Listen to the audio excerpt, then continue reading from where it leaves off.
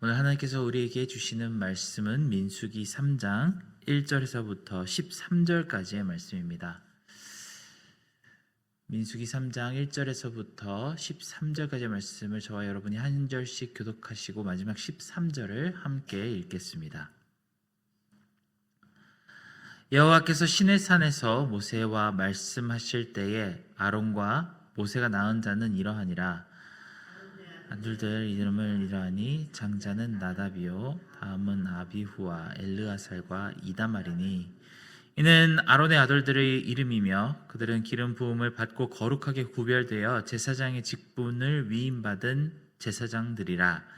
나답과 아비후는 시내 광야에서 여호와 앞에 다른 불을 들이다가 여호와 앞에서 죽어 자식이 없었으며 엘르아살과 이다말이 그의 아버지 아론 앞에서 제사장의 직분을 행하였더라.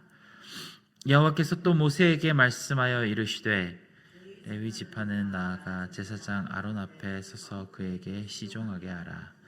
그들이 회막 앞에서 아론의 직무와 온 회중의 직무를 위하여 회막에서 심우하되 곧 회막의 모든 기구를 맡아 지키며 이스라엘 자손의 직무를 위하여 성막에서 심우할지니 너는 레위인을 아론과 그의 아들들에게 맡기라. 그들은 이스라엘 자손 중에서 아론에게 온전히 맡겨진 자들이니라. 너는 아론과 그의 아들들을 세워 제사장 직무를 행하게 하라. 외인이 가까이 하면 죽음을 당할 것이니라.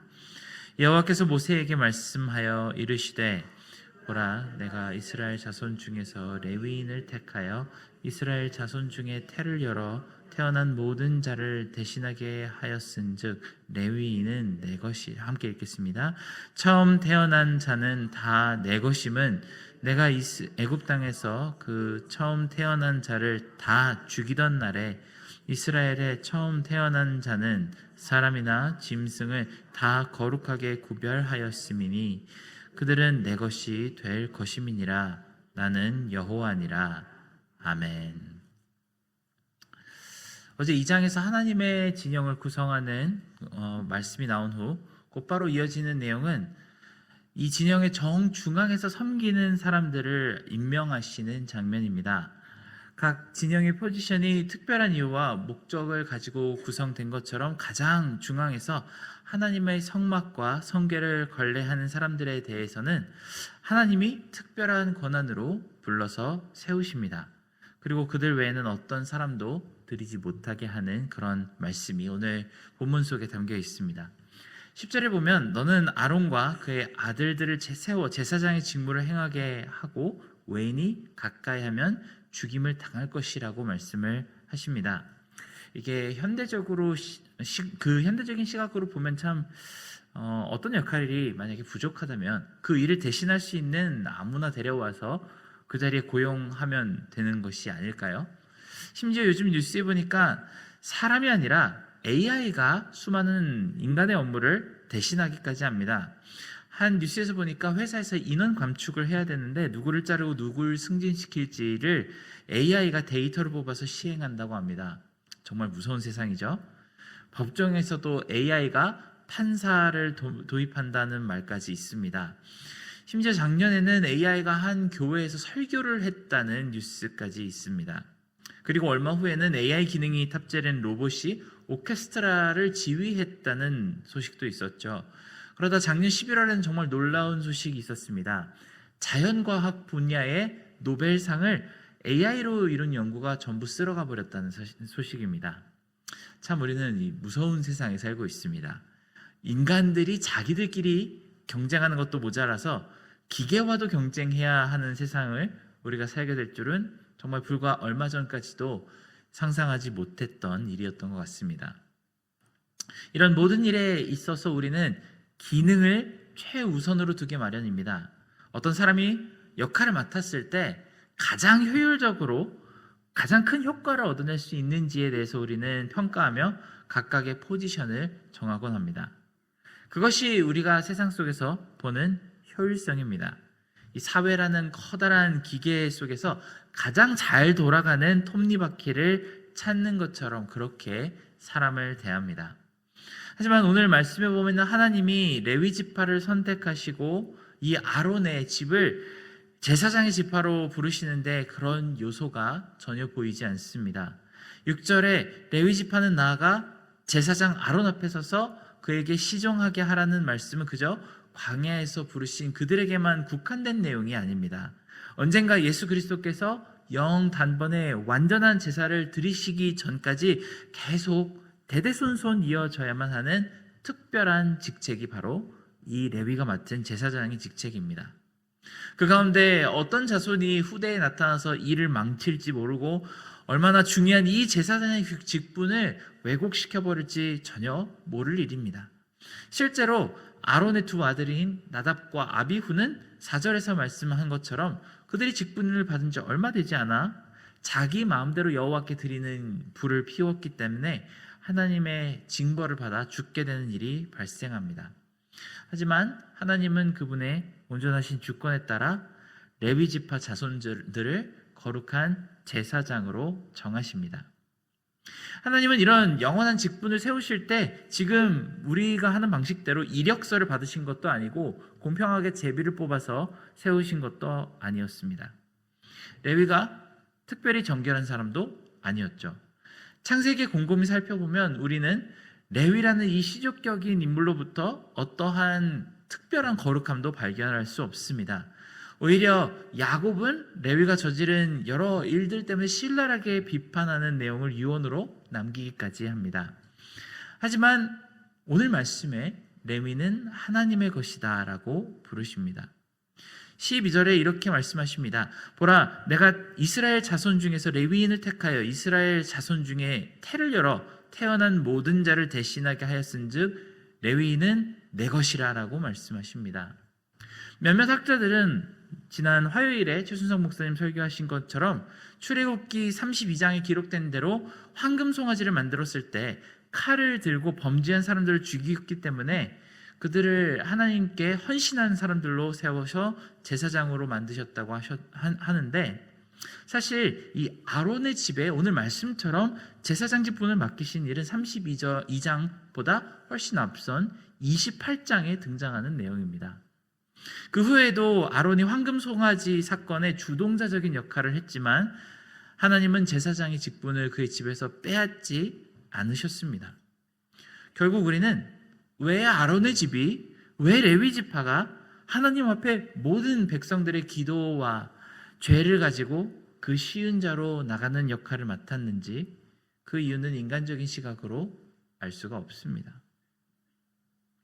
레위 본인에게서 납득될 만한 이유를 찾을 수 있는 것도 아니고 어떤 행위가 있기 이전에 이미 하나님은 그렇게 정해 놓으신 것을 이루는 듯한 모습만 우리는 볼 뿐입니다. 그리고 그것이 하나님의 부르심입니다. 저도 스스로를 생각할 때 간혹 가다가 하나님께 여쭤보고 싶을 때가 굉장히 많습니다. 하나님 왜 저를 부르셨나요? 좀처럼 이해가 가지 않는 부분들이 많습니다. 특히 요즘 보니까 우리 교회에 오는 청년들 중에서 정말 신실한 20대 청년들이 많습니다. 생각하는 그 사고방식이 제가 20대였을 때보다 훨씬 더 깊고 하나님께 대한 정중한 태도가 특별한 친구들이 있습니다. 저는 그 나이 때 그렇게 하나님에 대한 성숙도가 그렇게 높지 못했던 것 같은데 왜 저 친구들은 세상에서 일을 하게 하시고 저는 교회에서 평생 봉사하게 하셨는지 참 모르겠다는 생각이 들었던 것 같습니다. 그런데 보면 젊은 청년들만 그런 것이 아닙니다. 교회에서도 보면 목사라는 직분이 부끄럽게 될 만큼 헌신된 성도님들을 자주 만나게 됩니다. 간혹 인간적인 눈으로 보면 하나님이 어떤 직분을 세우실 때 조금 더 효율적으로 더 잘하는 사람들에게 더 중요한 자리를 주실 수 있지 않을까 하는 생각이 들 때가 있습니다. 하지만 오늘 말씀을 볼 때처럼 이런 모든 생각들이 전부 쓸데없다는 생각이 들 때가 있습니다. 오늘 말씀에서처럼 하나님은 그저 마음이 뜻하신 대로 사람들을 세우셨습니다. 어떤 기능적인 의미가 있거나 특별한 자격이 있어서 세우신 것이 아니기 때문에 우리는 왜 이런 효율성을 가지고 이 사람들이 서 있는지에 대해 하나님께 여쭤볼 수가 없습니다. 이스라엘 백성 중에 제사장이 된 레위뿐만이 아닙니다. 온 열국의 제사장 역할을 맡아야 하는 이 이스라엘 백성만 봐도 그렇습니다. 구약은 이 백성들이 원래 얼마나 자격이 없었는지를 반복적으로 설명하며, 그럼에도 불구하고 하나님은 신실하게 이들을 버리지 않으시고 사랑하셨음을 말씀하십니다. 그리고 이는 우리에게 또한 마찬가지입니다. 하나님은 한국교회를 참 사랑하십니다. 그리고 뉴욕 장로교회를 정말 너무나도 귀하게 바라보시며 신실하게 지금까지 53년 동안 지키셨습니다. 도대체 왜 그러실까요? 우리는 신명기 7장에서 하나님께서 하신 말씀을 잘 듣고 마음속 깊이 새겨야만 합니다. 신명기 7장 6절에서부터 10절까지 말씀입니다. 너는 여호와 내 하나님의 성민이라. 내 하나님 여호와께서 지상 만민 중에 너를 자기 기업의 백성으로 택하셨나니 여호와께서 너희를 기뻐하시고 너희를 택하시면 너희가 다른 민족보다 수효가 많기 때문이 아니니라. 너희는 오히려 모든 민족 중에 가장 적으니라. 여호와께서 다만 너희를 사랑하심으로 말미암아 또는 너희의 조상들에게 하신 맹세를 지키려 하심으로 말미암아 자기의 권능의 손으로 너희를 인도하여 내시되 너희를 그 종되었던 집에서 애굽 왕 바로의 손에서 속량하셨나니 그런즉 너는 알라. 오직 내 하나님 여호와는 하나님이시요 신실하신 하나님이시라. 그를 사랑하고 그의 계명을 지키는 자에게는 천대까지 그의 언약을 이행하시며 인애를 베푸시되 그를 미워하는 자에게는 당장에 보응하시며 멸하시나니 여호와는 자기를 미워하는 자에게 지체하지 아니하시고 당장에 그에게 보응하시느니라. 하나님은 우리가 이해할 수 없는 그 뜻으로 우리를 세우셨으며 하나님의 헤아릴 수 없는 사랑으로 우리를 품게 하셨습니다. 우리 또한 이 뉴욕 퀸즈 땅에 제사장 된 사람들로서 하나님께서 세우셨습니다만 그것은 우리 뉴욕 장로교회가 우리 각 개인들이 어떤 특별함을 가지고 있어서가 아닐 것입니다. 우리로서는 도저히 접근할 수 없는 하나님의 지혜가 연약한 자들을 들어서 강함을 이루게 하셨습니다. 그러니 우리는 이 놀라운 하나님의 계획으로부터 달아날 수도 없고 불공평하다고 불평할 수도 없습니다. 우리 하나님 앞에 드릴 마음은 감사와 경외함 말고는 어떤 것도 있을 수가 없습니다. 신약의 바울이 쓴 서신서 서두에 보면 항상 하나님이 택하신 그리스도의 종 바울이라고 스스로를 부르는 구절이 있습니다. 세상에서는 그 누구도 종이 됨을 자랑하지 않습니다만 우리는 하나님의 종으로서 하나님의 사역자로서 부르심에 감당하는 그것을 자랑하는 사람들이 되었습니다. 왜냐하면 이 세상에 존재하는 모든 피조물로서 얻을 수 있는 가장 영광스러운 직책이 바로 주의 종이 되는 것이기 때문입니다. 여기서 제가 주의 종이라고 말을 하는 것은 사도나 교회 목사, 전도사 같은 직책이 아님을 이해해 주시기 바랍니다.